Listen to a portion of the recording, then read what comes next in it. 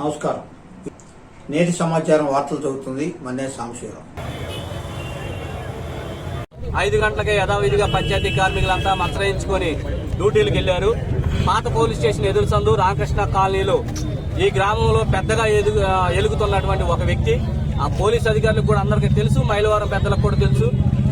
చిన్నతర సెటిల్మెంట్లు చేసుకునే వ్యక్తి మహిళా కార్మికురాల మీద ఇలా అత్యంత దుర్మార్గంగా దాడి చేసి కారు పెట్టి గుర్తించకపోయి చంపడానికి ప్రయత్నం చేశాడు.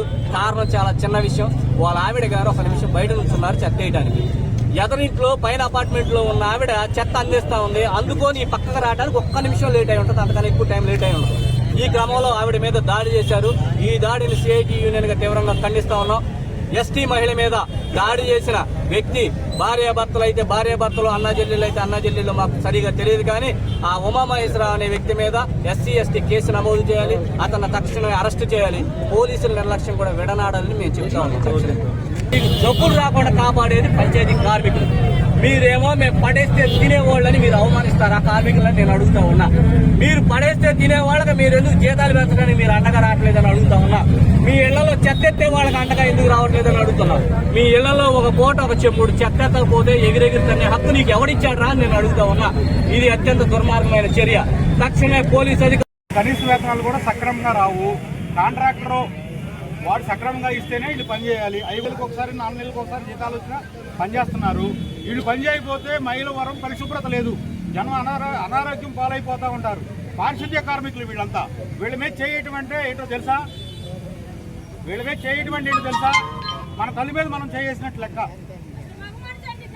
మన తల్లి మీద మనం చేసినట్టు లెక్క. ఇవాళ మైలవరం శుభ్రం చేయకపోతే ప్రజలు అంటురోగాలు వచ్చి చచ్చిపోతారు. ఇప్పుడున్న పరిస్థితిలో చేసేవాడు కూడా లేరు. కరోనా టైంలో మైలవరం పట్టణాన్ని ప్రాణాలు తెగించి శుభ్రం చేసిన ఘనత ఎవరికన్నా ఉందంటే పంచాయతీ కార్మికులకే. కానీ పంచాయతీ కార్మికులకి ఎన్నిసార్లు మొరబెట్టుకున్నా కానీ కనీస వేతనాలు లేవు, వాళ్ళ కాంట్రాక్ట్ క్రమబద్ధీకరణ లేదు, రాష్ట్ర ప్రభుత్వం పట్టించుకోదు, అంతా షో చేస్తూ ఉంటారు. ఈ పరిస్థితిలో వాళ్ళ ప్రాణాలు ప్రయంగపెట్టి అంటువ్యాధులు వచ్చినా, రోగాలు వచ్చినా, మందులు లేకపోయినా, ప్రభుత్వ వైద్య సౌకర్యం లేకపోయినా పనిచేస్తున్నారు. ఇట్లాంటి కార్మికులు మనం కాపాడుకోవాలి, వాళ్ళకి రక్షణ ఇవ్వాల్సిన బాధ్యత మనకు ఉంది. కానీ వాళ్ళ మీద చేయటం అంటే ఏంటి? ఆ చేసిన వ్యక్తి గురించి 2 మాటలు నేను చెప్తాను. ఎస్ఐ గారు కూడా ఉన్నారు కాబట్టి అర్థం అవ్వాలి. అతనికి ఒక క్రిమినల్ రికార్డు ఉంది. అతను గతంలో ట్రాక్టర్లు అమ్ముకున్నాడు, అతని మీద కేసులు ఉన్నాయి. చాలా రోజులు జైల్లో ఉన్నాడు, దొంగ. 2 పోలీసు కానిస్టేబుల్ మీద చాలాసార్లు దౌర్జన్యం చేశాడు, పంచాయతీలు చేస్తాడు. ఆ వారానికి రోడ్డు మీద కారులో ఒప్పుకున్నా ఎవరైనా పాస్ పోసినా కానీ వచ్చి తంతాడు. ఇది అతని చరిత్ర. ఇదే కాదు, అసలు భయంకరమైన ఇంకో చరిత్ర ఉంది. ఏంటంటే మైలవరం పట్టణానికి ట్రైనింగ్ డిఎస్పీ ఈశ్వరయ్య గారు అని ఒక ఆయన వచ్చాడు.